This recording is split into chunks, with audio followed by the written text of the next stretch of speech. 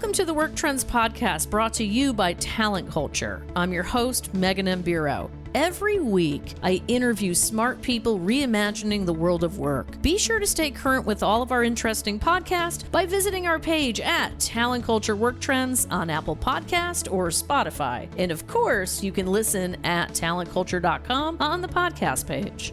Hello, welcome to the Talent Culture Work Trends Podcast, sponsored by SAP SuccessFactors. I'm your host, Megan M. Bureau. In this episode of Work Trends, we explore how people analytics is literally reshaping the world of HR and talent management. From transforming workforce data into powerful insights to using AI agents for smarter, faster decisions, we're looking at how leaders are leveraging analytics to drive engagement, retention, and performance. But before we begin today's podcast, I have a couple of burning questions before we dive into this podcast for you out there, my important people in the audience. What excites you about how people analytics can shape the employee experience? And number two, does your organization effectively use people-centric data to make these kinds of strategic HR decisions? I'm hoping, but it's okay if the answer is no.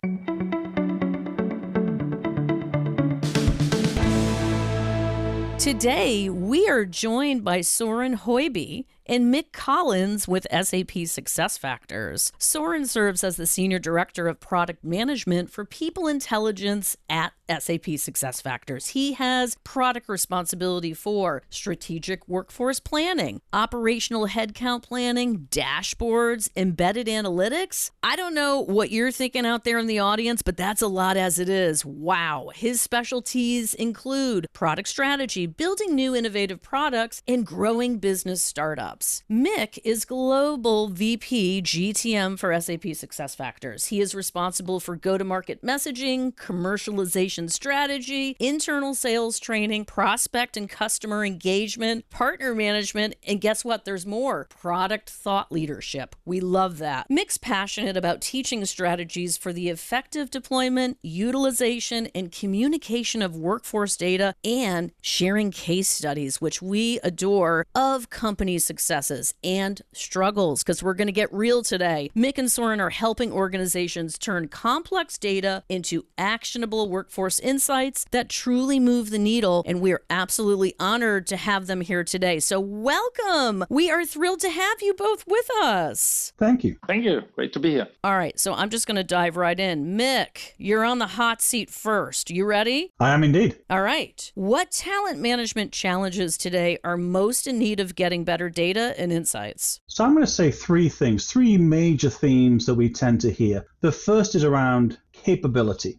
Now, the headlines talk about the need to develop more AI skills in employees, but it's really much broader than that in terms of helping employees across all walks of life develop the skills and the aptitudes they need to be successful in the coming years. And this really then factors into how organizations set up their skill development programs, how they change their hiring efforts, and so on and so forth. So I think capability is probably one of the biggest areas of need for better data. Second is capacity. Employees' capacity to fulfill the work that they're engaged in, whether that's due to mental health and stress and burnout or responsibilities at home with childcare or elder care as well. So better understanding not only are employees able to work, but do they have the capacity to do so? And then probably the third big theme is this idea of fairness. And we'll touch upon this a little bit later, but younger employees expect organizations to be good corporate citizens and be transparent and fair in their work processes. And I think it's an area that's really untouched by data. Oh, that is so well stated. And I have to tell you, this is an important foundation to our conversation today. I know many of you out there in our work trends and talent culture communities, you have similar challenges and are seeking advice from experts just like this. So, Soren, we're going into people analytics. So I got to tell you, people analytics has come a long way in a short amount of time. Let's talk AI agents and other tools leading this new era of HR intelligence. For our listeners out there, I know you're at different levels of adoption. So would you do us a favor, Soren, and break it down? What are the complex problems you're solving? Yeah, thanks. Yeah, I think AI is incredibly exciting for everyone, right? And particularly for analytics. Like if you think about analytics was just a couple of years ago, any insight you needed, you had to run a report, find a dashboard where that insight was surfaced, and you had to kind of decipher a chart and figure out if there even was a problem to be solved, right? So that is now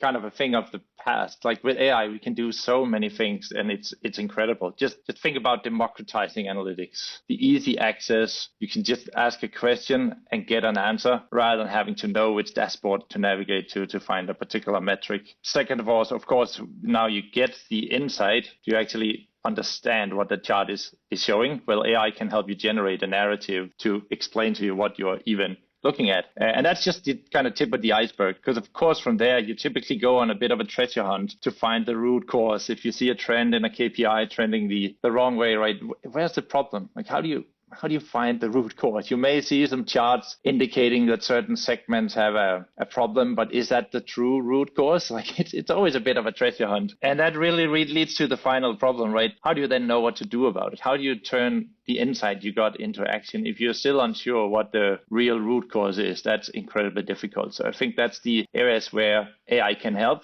I guess for many organizations that are still at the beginning of that journey, it's all about that easy access and democratization. But as you mature through your AI journey, I think that kind of easier access to root cause and even specific actions you can take without having to be an analytics expert already, that will really help a lot of customers. Well, and I have to say, Soren, I appreciate that you acknowledge that HR leaders are literally all over the map around the world right now and how much access they have to HR intelligence. I don't care if you're out there and you've got a small budget and a team, or you're a multinational company, please understand something. There are solutions within reach that I believe are guaranteed to change how we all look at data. So, Mick, this one's for you. Leaders today must be able to be more savvy with how to gather and utilize people data, using it to spot trends, to boost engagement, fingers crossed, and improve retention. Can you share a few examples of how you're seeing that play out? I can, yes. I think we're in a cycle now where HR is being much more proactive about engaging leaders and helping them understand what the right questions might be to ask. I think for many leaders, they come through a Masters of Business Administration program that probably touches on HR topics for all of about 5 minutes across the course of 2 years. So we have to be more proactive about what are the right questions to be asking based on often our leaders' limited experience with HR data beyond some of the examples you mentioned a moment ago. I mean, retention, turnover, two of the biggest topics, but leaders who are more informed now are not just saying what is my turnover rate or my retention rate, for example, but what does it mean for critical parts of the business? How do I take that and apply it to operational capacity? Or how do I apply that to workforce planning and thinking about the future kind of workforce? So, those HR organizations that are improving their maturity, positioning data as a set of questions versus a set of traditional metrics. They're also trying to be more proactive in terms of providing alerts to leaders to spot trends ahead of time, or as these trends exacerbate a certain problem or an opportunity, for example. And probably for me, the two most important elements as to how leaders are becoming more effective, one is they're thinking about this in terms of stories. Data is just data. You have to bring it to life by telling a story that connects the investment in people to the outcomes that an organization is trying to achieve. And it's that storytelling that helps leaders really connect with the data much better than they have been able to in the past. And probably the second piece is we have now the data and the tools to be more rigorous, to be more scientific, to be able to challenge conventional wisdom that leaders have about, you can't train sales employees, you have to buy sales employees, you don't make them. Let's use data now and science to test those assumptions and maybe in some cases prove people wrong. You know what? I love that you just said that. We don't always have to be right. We really don't. Everybody take that in for a minute, okay? We don't have to have all the answers. We have to ask smart questions, right? These are great insights. This question really is for you both. SAP has really led the way with people intelligence insights that go well beyond traditional HR reports. What's the philosophy between the investment and creation of your people intelligence platforms, and what's exciting each of you most? I'm happy to go first, Mick. What really excites me about our new people intelligence offering is that it's an an SAP-wide initiative, which means that we can really leverage all the broad analytics and AI innovations from all of SAP. So that's incredibly important when we have to think about what Mick just touched upon, like what is the impact of the HR initiatives you set in motion? How does that impact your business metric? Are you in fact helping provide the talent that the business needs and improve the business metrics of your organization? So the fact that HR only system, but really for all types of business data allows you to have that impact analysis from the initiatives you make in HR to the business metrics in other areas.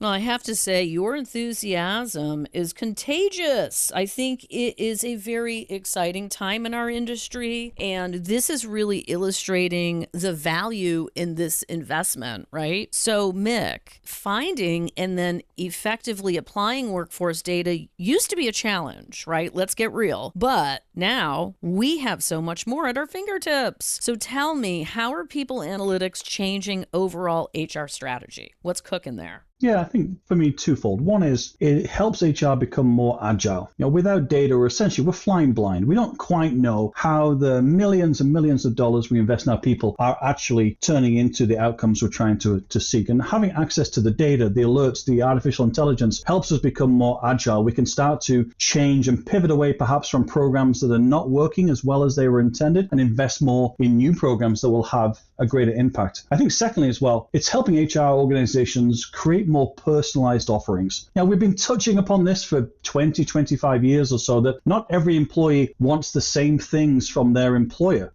You can use things like conjoint analysis to determine what kind of benefits might Soren want from his company versus what I want from my company. Maybe Soren wants more time off. Maybe I want more investments in my retirement programs. We can use data to start to create more personalized packages for employees. So we're not necessarily employing this peanut butter approach where everybody roughly gets the same, but we can invest more in hyper personalization. So the agility, the ability to pivot quite quickly based on the data and then create more personalized offerings, I think are two ways in which analytics itself is really shaping the future of HR strategy. Did I just hear you correctly? Did I hear the words peanut butter approach? You did. You know what? I've done now over 1,000 podcasts in my career, and no one has ever said those words to me. Congratulations. That's really interesting. We are breaking new ground here with the peanut butter. We're doing big things over here at Talent Culture, I tell ya. So listen, this is an important point. The peanut butter is important too, by the way, but this other thing that we're talking about isn't just about technology. This is a true shift in vision and execution from top down. I think that's why we're collectively so intrigued by the impact of today's HR tech, even more than we have been in the past. So this one is for both of you. Can you give us some real examples of how your customers are using analytics to make better, faster decisions across their organizations? Yes, I'll take this one first. First example is in a call center. It's hard to spot a better use case for real-time analytics than in a call center where employees are answering calls often from disappointed or frustrated customers. But there was an organization we worked with who was experiencing high rates of turnover at a call center. Naturally so. There are many cases you're looking at 25 to 35% termination rates from year to year. They were above that number, and therefore there was some concern that they weren't paying their call center representatives enough money. So a proposal on the table to increase compensation for all of their call center employees. Instead, with some analysis, they found it was less tied to compensation, but the root cause of terminations were that employees were not given a good preview of the role. They were not told exactly how challenging it would be, and hopefully rewarding, but how challenging it would be to work in a call center. So they changed their preview. They would give candidates a chance to tour the call center, to meet with representatives, to shadow calls, give them a much better understanding of what it means to be a successful call center representative. And that was the policy change they put in place, instead of just handing out more cash, which may have solved some termination issues, but certainly wasn't the problem or the solution to the problem they had in mind. So you see examples like that with call centers, with sales training. Again, this idea that you can't train salespeople, right? Salespeople are made. Well, no. We've had customers that have used the analytics to reinforce the need to train employees regardless of tenure, regardless of experience in a sales role. And by doing so, they see a sizable impact in the customer acquisition and the revenue numbers of these fully trained sales reps. So more and more you see examples of people actually taking decisions based on data, in some cases challenging those myths about how the workforce operates, but ultimately doing something with the data, which really is the holy grail. Oh, for sure. And let's not forget managers out there, okay? I'm getting a little tired of HR managers, talent acquisition managers, you name it, us here at the Future of Work, not getting heard. You said it doesn't matter what your tenure is, what your role is. You can be anywhere in that life cycle, right? Yeah. What else? Other stories? Because that's what we're talking about, teams. Creativity, narratives, putting a story, humanizing data. And these are great examples, right? I'll give you one other example in an energy company where they were talking about workforce planning. Now, if you mention the words workforce planning to most leaders, their eyes tend to glaze over. It's somebody crunching numbers in a spreadsheet in a darkened room for 12 months of the year, and that data never sees the light of day. But they went to their senior executives and talked about this, not in terms of retirement rates, but how many years of experience they were going to lose in the next 5 years. And they quantified this, and they said, we think in the next 5 years, we're going to lose 8,063 years of experience. And even if you think that 1,000 years of those experiences are no longer needed, that's outdated knowledge, that's still 7,000 years of experience that we might lose in the coming years. And armed with that kind of visual, a talent cliff, if you will, they were able to get the resources they needed to actually put in place a workforce planning approach. That is so cool. This is so important, because us getting past the technology and the theoretical language and into the practical applications that frankly make HR leaders, everybody along the journey have those aha moments. Well, time flies when we're having fun here, because we've hit my last question today, and I want to hear from you both. Let's flip the lens to the employee experience. How is this technology helping organizations better harness skills, enhance the day-to-day experience, and ultimately, this is my nirvana, ultimately retain great talent? Soren, you want to go first? Yeah, I mean, really, the outcome of great analytics should be felt by every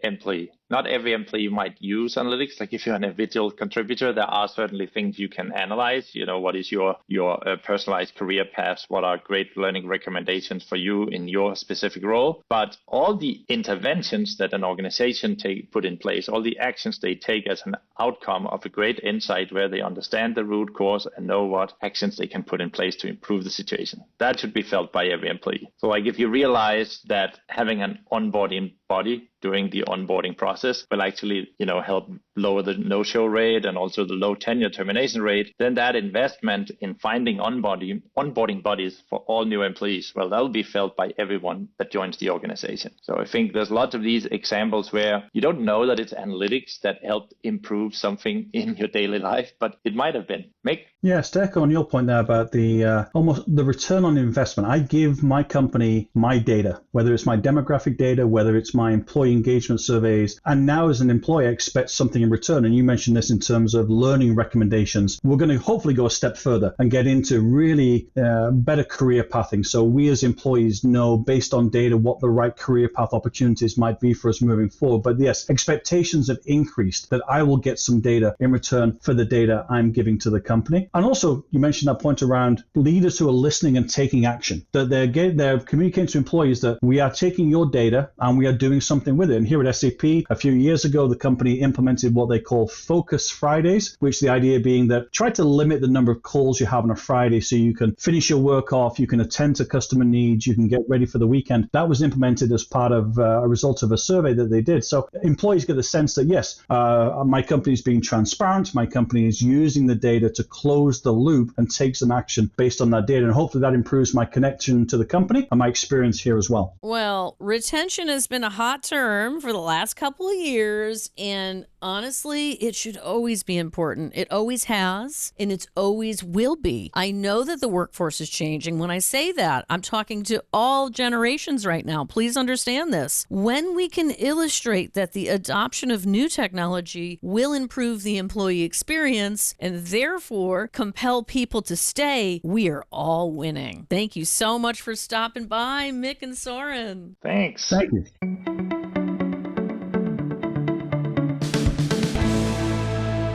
Thanks again, Soren and Mick. We really covered a lot today, and I'm super glad you shared your insights, predictions, and applicable examples. So here are a few of my key takeaways. Number one, people analytics is no longer optional, it's essential. Organizations that leverage data-driven insights are improving engagement, retention, and performance faster than those relying on intuition and outdated processes. Number two, AI and analytics are transforming HR from reactive to proactive. With the right tools, leaders can predict trends, identify skill gaps, and make faster, smarter workforce decisions. Number three, better data creates better employee experiences. When organizations use people intelligence strategically, they empower people, elevate culture, and build workplaces where talent can thrive. I just want to thank everybody for joining us today, and we're so excited for all of this information and learning. What a power duo. Last but not least, the talent culture community. I want to hear from you. Be sure to use the hashtag #WorkTrends and share your thoughts on these questions. Number one, what specific people analytics have you used that have been a game changer? Number two, how has the use of people intelligence impacted your organizational culture? And number three, how are AI and people analytics affecting your strategies? Visit us on the socials or contact me personally at Megan M. Biro or mbiro@talentculture.com. I want to thank you for listening to the Work Trends podcast, the place to find meaningful connections at work. If you love what we do here, do me a favor, make sure to share this podcast with your communities and send us a question on the socials using the hashtag #WorkTrends. See you soon, community.